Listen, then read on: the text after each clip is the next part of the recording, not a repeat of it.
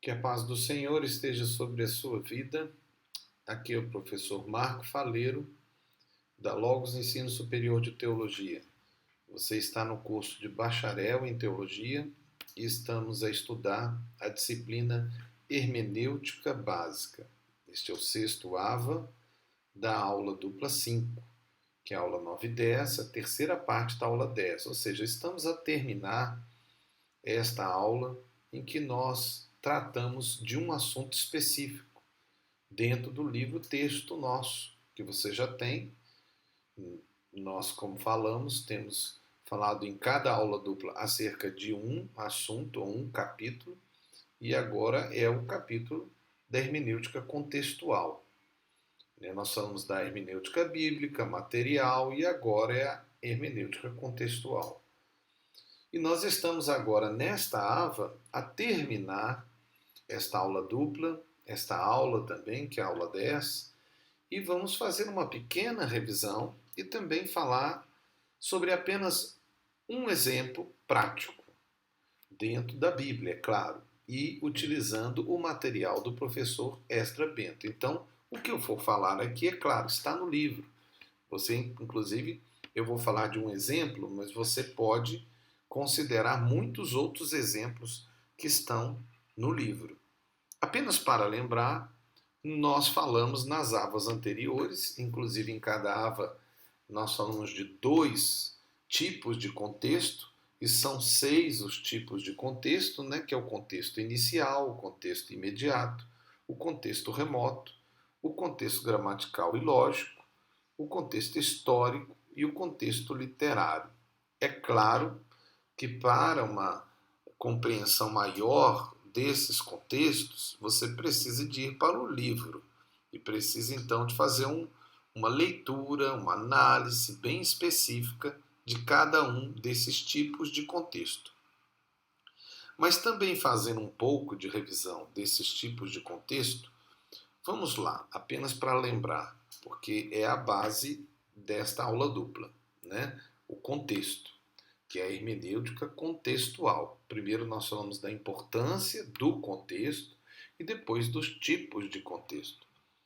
Então veja, o contexto inicial é a própria frase ou versículo que o termo foi usado, antes mesmo de recorrer ao contexto imediato e remoto. É extremamente necessário entender o texto, frase, onde o termo aparece em seu conjunto. O contexto imediato consequentemente, microcontexto ou subsequente é aquele que procede imediatamente ao texto, quando o texto está numa sequência ordenada. É um termo ou texto que sucede imediatamente o outro de modo racional, lógico e coerente. O contexto remoto é o macrotexto, também chamado amplo, imediato ou remoto, de uma palavra ou de um versículo. É um contexto maior que a palavra ou versículo que precede ou segue o versículo considerado. O contexto remoto é formado pelas passagens que não vêm imediatamente antes ou depois do texto, mas que se referem ao assunto do texto. O contexto gramatical e lógico regem-se simultaneamente pelas leis da gramática e da lógica, então dentro da área da ciência. O contexto gramatical e lógico confunde-se de modo que é impossível falar de um sem penetrar na esfera de ação do outro. O contexto histórico é a matriz cultural e histórica do agiógrafo, considerando no texto em análise.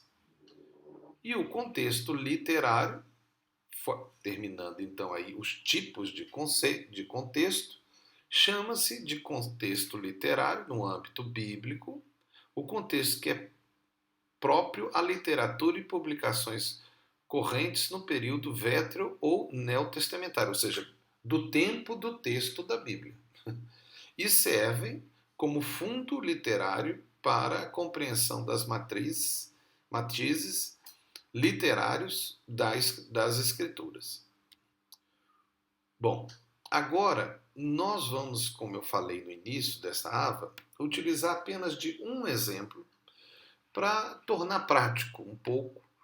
É claro que seria muito mais, precisaria de muito mais exemplos, mas o livro tem isso. Então é só você ler.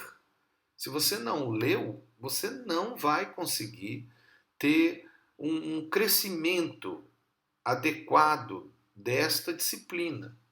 Alguns acham que é só ver as avas, ou se tiver as vás, né, as vás, alguns até que são do intensivo de ir na sala de aula e pronto. É só isso. Não, você precisa de gastar um tempo de leitura, de análise, de fazer exercícios, para crescer, para aprender. Eu sei que há alguns que têm uma habilidade e até talvez uma memória fotográfica, não sei, mas não é a maioria. Então vamos ver agora dentro do material do professor Herta, ou seja, dentro do livro, um exemplo só, que é o cosmos. Cosmos significa mundo na tradução. O termo cosmos, mundo, ordem ou sistema, depende então do contexto. Em cada uma das ocasiões em que aparece nos evangelhos e nas epístolas de João, é usado com um sentido distinto. E somente o contexto imediato esclarecerá o sentido.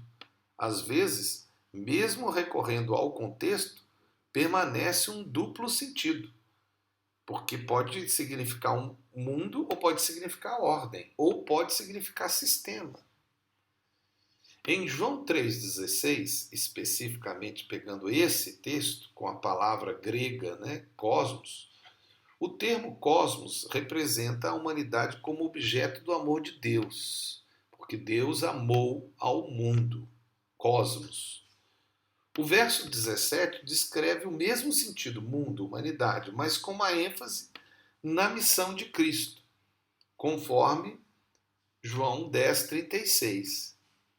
Então veja, enquanto esses três textos, que é o verso 16, o verso 17 e o verso 36, projetam luz sobre o relacionamento entre Deus e a humanidade e a missão de Cristo, entre outros textos, como 1,10, é dito que Jesus estava no mundo, a terra habitada, talvez, ou seria mundo, a humanidade. Mas de qualquer maneira é a mesma coisa, porque Jesus estava na terra habitada da humanidade, que é a Terra, o planeta Terra, o mundo, ou ele estava na humanidade, ou seja, o mundo, o sistema do mundo, dos homens, a sociedade humana. Então fica um sentido duplo. Agora, tanto um sentido como o outro se encaixam perfeitamente no contexto. Não é uma verdade? Eu acabei de mostrar isso. Em sentido explícito, estava no mundo, em to cosmo en, designa a terra habitada pelo homem. No sentido implícito, todos os homens que habitam na terra, ou seja, a sociedade humana. E Jesus estava na sociedade humana. E ele não apenas estava no mundo, mas também entre a humanidade, sendo ele próprio homem. Considerando João 1,10 como uma poesia e não uma prosa, olha aí a questão da gramática, sendo utilizada para ampliar a compreensão do texto, né? Então, olhando para João 1,10 como poesia e não prosa, teremos como estrutura um trístico, estrofe com 3 versos. E quanto ao paralelismo, que é um assunto que ainda precisa ser estudado com mais detalhes, e vamos ver isso à frente, trata-se do climático, pois retoma do membro precedente um termo cosmos, acrescentando-lhe um complemento até levá-lo ao clímax. Veja aí o texto em João 3,16. Estava no mundo. Agora, o mundo foi feito por ele e o mundo não o conheceu. Então aqui está aqueles textos que nós falamos.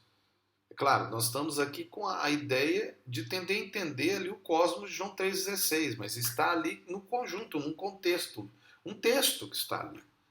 No limítrofe de nossas inquirições ou perguntas, o verso 9 fuge como texto de tradução controversa, mas que não se interpõe ao significado do vocábulo cosmos.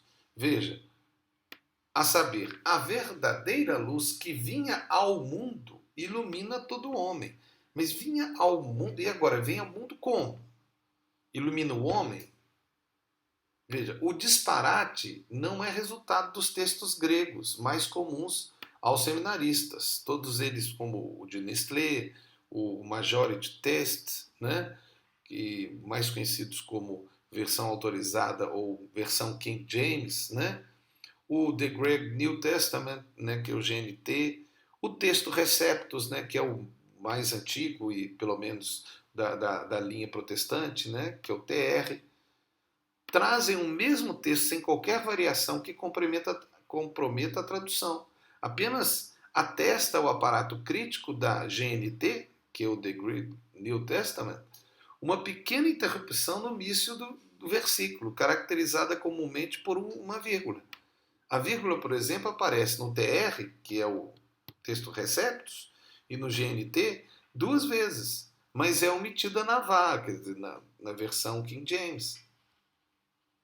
Agora, a tradução é outra história. Cada uma das versões, seja a ARA, né, seja qualquer uma dessas, NVI, né, concordam que o verbo estava vindo ao mundo para iluminar todos os homens, enquanto a ARC e a QG, que é o King James, que essa iluminação é sobre todo homem que vem ao mundo. O texto grego possibilita, então, mais de uma tradução.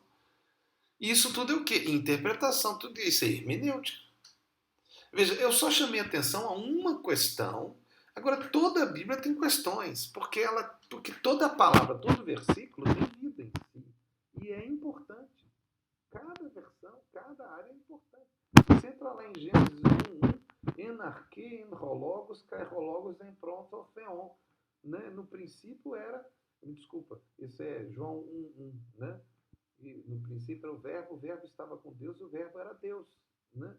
E quando você vê isso, você vai analisar, isso é importante. Agora, voltando lá em Gênesis 1:1, né, nós encontramos lá, no princípio, criou Deus os céus e a terra.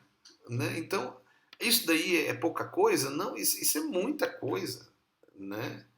Então, cada verso ele é importante, a análise. Agora, quem estiver interessado na análise do professor Esdra Bento, dessa análise agora que ele entra na questão da luz no cosmos, você vai ter que entrar na página 157 e continuar a análise dele aí, que ele vai bem mais para frente disso que eu falei. E ele, inclusive, pega outros textos, igual eu falei. Então, tem muita coisa para ser falado, né? E nós terminamos, é claro, vamos terminar, até deixo aí as 6 regras básicas da hermenêutica, né? Nós estamos falando agora da hermenêutica contextual, estamos terminando o capítulo 6, vamos entrar na próxima ave, então, no próximo capítulo, e na verdade os 3 próximos capítulos, eles são mais específicos com relação a essa hermenêutica linguística, né? A questão da gramática e alguns pontos relacionados, inclusive, ao contexto literário também, né?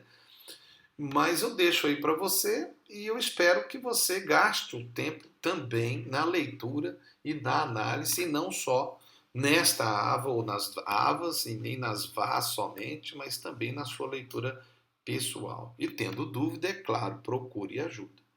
Amém? Então aqui é o professor Marco Faleiro, da Logos Ensino Superior de Teologia, na disciplina Hermenêutica Básica, que é do curso de bacharel em teologia, né? Que é o nosso curso também de graduação. Depois teremos outros, né? Teremos a licenciatura e quem sabe até, se Deus assim o permitir, o mestrado, o doutorado. Estou falando aqui em 2020, né? Então não sei qual é o andamento futuro que Deus estará a dar para Logos. Mas eu termino então essa aula dupla e peço que Deus abençoe a cada aluno da Logos, seja do modular, seja do intensivo, seja do presencial, seja de qualquer área que estiver. Que Deus te abençoe em nome de Jesus e seja feliz, mas faça alguém feliz.